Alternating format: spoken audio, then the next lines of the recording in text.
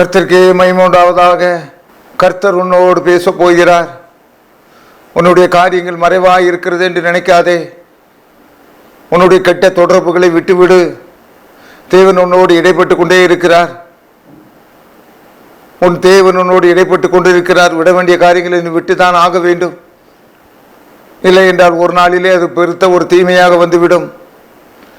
மனுஷா, கொடுக்கப்பட்ட ஒரே ஒரு வாழ்க்கையை பரிசுத்தத்தோடு வாழ கற்றுக்கொள். அசுத்தங்களை விட்டு விலகி வா என்று தேவன் உன்னை எச்சரிக்கிறார். தேவனை இந்த மாலைவேளையில் நீர் எங்களோடு பேசுவீராக.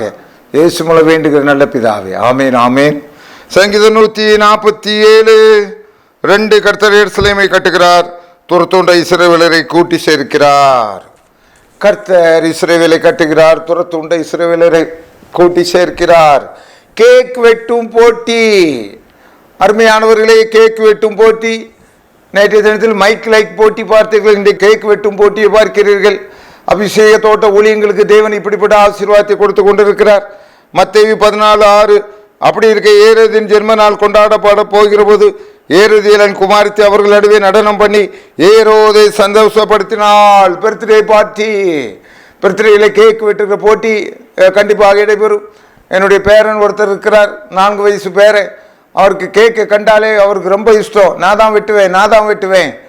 ஒரு மாதம் கழித்து அந்த ஒரு 1/2 கிலோ கேக் வாங்கிட்டு வந்தாலும் சரி தான், உடனே அவருக்கு பர்த்டே தான், கேக் வெட்டுற போட்டி தான் அவருக்கு.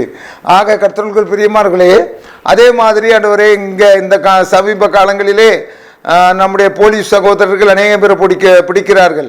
பட்டாக்கத்தியை வச்சு கேட்க விட்டுறாங்களாம். அந்த வாலிபர்களுக்கு அது ஒரு கொண்டாட்டம். அவர்களை போலீஸ் பிடிப்பதாக செய்தியை வாசித்திருக்கிறேன். இங்கே ஏரோதனுடைய ஜென்ம நாள் கொண்டாடப்படுகிறது. இப்பொழுது பாருங்க, அந்த சின்ன பொண்ணு என்ன பண்றான், ஏரோதை சந்தோஷப்படுத்துறாளாம். ஐயா பாருங்க, இன்னது இன்ன விதமாய் நடக்கும் என்று மனுஷன் அறியானே. பிரசங்கி ஒரு கதையை சொல்றாரு, இன்னது இன்ன விதமாக நடக்கும்னு அறியானே.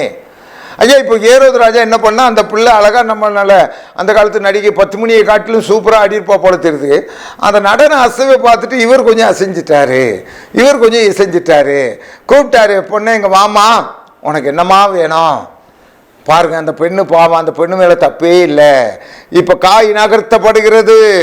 அந்த பெண் என்ன செய்கிறாள், நேராக ஏரோதியுடைய அண்ணன் மனைவியா தம்பி மனைவியோ அவங்க யாரையும் வைத்துக் கொண்டு இருக்கிறார். ஏரோது அங்க போய் நிற்கிறார், தாய்கிட்ட போய் நிற்கிறா.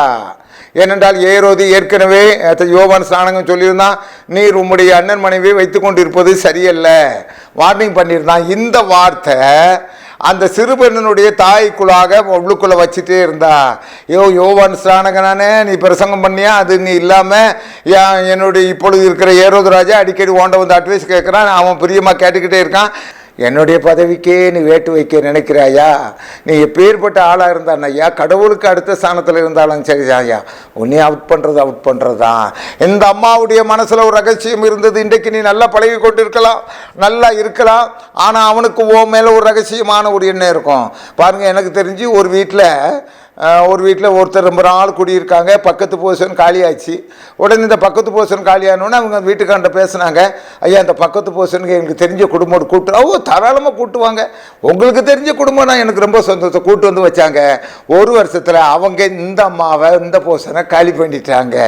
இதுதான் உலக நடைமுறை. என்ன சொல்ல வாரேன்னா, இங்கே வந்து நேரே தாயிட்ட கேட்டோன்னே தாய் சொன்னா, யோவான் ஸ்நானனுடைய தலையை கேளு. ஐயா 100 கோடி பணம் கேட்டாலும் கொடுத்துருப்பாரு ஐயா, 1000 கிலோ நகை கேட்டாலும் கொடுத்துருப்பாரு ஐயா. அந்த அம்மா என்ன செஞ்சா, வஞ்சகத்தை தீர்த்து கொண்டாள். இன்றைக்கு உசார், நீ பழகிற ஆட்கள் எல்லாம் நல்லவர்கள் என்று நினைத்து கொண்டு இருக்காதே. ராஜா துக்கமடைந்தான், ஆகிலோ ஆணை நிமித்தம் பந்தியில் கூட நிமித்தம் அதை கொடுக்க கட்டளையிட்டு ஆள் அனுப்பி காவல் கொடுத்தல யோவானை சிரச்சேதம் பண்ணுவித்தான். கேக்கு போட்டி இப்போ என்னதான் ஆகி போட்டது, கெட்டு வெட்டும் போட்டி, தலை வெட்டும் போட்டி ஆகிவிட்டது ஐயா. கெட்டு வெட்டிட்டாங்க ஐயா. நான் என்ன சொல்ல வரேன், அருமையானவர்களே, நய வஞ்சகர்கள் நம்ம இடத்துல இருக்கிறார்கள், பொறாமை பிடித்தவர்கள் இருக்கிறார்கள். எப்போ காலை வாரி விடலான்னு உன்ட்ட பழகிட்டு இருக்கிறவன் இருக்கிறான். அவன் தானே உன் காலை வாரி விட்டு, அவன் தொழிலை காலை வாரி விட்டது யாரு? நீ நம்பி கொடுத்த உன் நண்பன் தானே உன்னை காலை வாரி விட்டு. ஆனால் இயேசுவை விடவே மாட்டா. அதை புரிஞ்சுக்க. நீ என்னைக்கும் ஒரு மனுஷனையும் இந்த உலகத்தில் வாழ்ற வரைக்கும் இயேசு வாழ வைக்கணும்னு நினைப்பார், தவிர காலை வாரி விட நினைக்கவே மாட்டார். இங்க வஞ்சகமான சூழ்ச்சி அந்த கேக் வெட்டும் போட்டியிலே நடைபெற்று முடிந்து விட்டது. நீ எல்லாவற்றையும் பறி கொடுத்த பிறகு நீ அவன் அழுது புலம்பிக் கொண்டிருக்கிறா. இந்த செய்தி உனக்காக தான் வருகிறது. உன்னோடு கூட பழகி கொண்டிருக்கவனை நம்பிக்கொண்டு இருக்காத. அவன் தான் உனக்கு துரோகம் பண்ண போறான், அவனுக்கு தான் உனக்கு கெடுதல் பண்ண போறான். உஷாரு. பண விஷயத்துல எல்லார்கிட்டையும் ஜாக்கிரதையாயிரு. நிச்சயமா அவன் எனக்கு அப்படி நம்ம செய்ய மாட்டான் நீ இப்ப இன்னைக்கு சொல்லுவான், 5 வருஷம் கழிச்சு அவன் தான் உனக்கு செஞ்சு முடிச்சிருப்பான். இங்க அந்த சின்ன பொண்ணு கூட நினைக்கல, ஏரோது நினைக்கவே இல்லை. ஐயா யோவான் ஸ்நானனுடைய தலை வாங்கப்பட வேண்டும் அவன் நினைக்கவே இல்லை. அன்னைக்கு யோவான் ஸ்நானனுடைய தலை வாங்கப்பட்டது என்றால் உனக்கும் எனக்கும் யார் யார் எதிரி இருக்கார்களோ, யார் யார் நம்ம இடத்துல நன்றாக பழகி கொண்டு இருக்கிறார்களோ, ஆனாலும் உள்ளுக்குள்ள யார் வஞ்சகம் வைத்திருக்கிறார்கள் என்று தெரியாது. ஜாக்கிரதை, உஷார். தேவனே உம்மை ஸ்தோத்திரிக்கிறோம், துதிக்கிறோம் கர்த்தாவே. அன்றைக்கு ஆண்டவரை ஏரோது நினைக்கவே இல்லை கர்த்தாவே. இப்படிப்பட்ட காரியத்தை ஆண்டவர் அந்த கேக் வெட்டுகிற நாளிலே இப்படி நடக்கும் என்று நினைக்கவே இல்லை ஆண்டவர். கேக் வெட்டுகிற நாளுக்கு கெட் வெட்டுகிற நாளாக மாறி போய்விட்டது ஆண்டவரே. எங்களிடத்தில் அநேக நயவஞ்சகர்கள் இருக்கிறார்கள், போட்டி உள்ளவர்கள் இருக்கிறார்கள், பொறாமை உள்ளவர்கள் இருக்கிறார்கள் ஆண்டவரே. இவர்கள் எல்லாரும் நாங்கள் கீழே விழுவதற்கு ஆயத்தமாக இருக்கிறார்கள், ஆசைப்படுகிறார்கள் கர்த்தாவே. ஆனாலும் நீர் எங்களை தூக்கி நிறுத்துவீராக ஆண்டவரே. எங்களை சத்துரு எங்களை மித்த களி கூடாதபடி நீர் எங்களை தூக்கி நிறுத்துவீராக. இழந்து போன தொழிலை தூக்கி நிறுத்துவீராக. இழந்து போன ஒரு உத்தியோகத்தை தூக்கி நிறுத்துவீராக. கையிலே கொடுப்பீராக. சூழ்ச்சிகள் மடங்கடிக்கப்பட கடவது, தேவநீதி நிற்க கடவது. இயேசு மூலம் வேண்டுகிறேன் நல்ல பிதாவே. ஆமேன், ஆமேன்.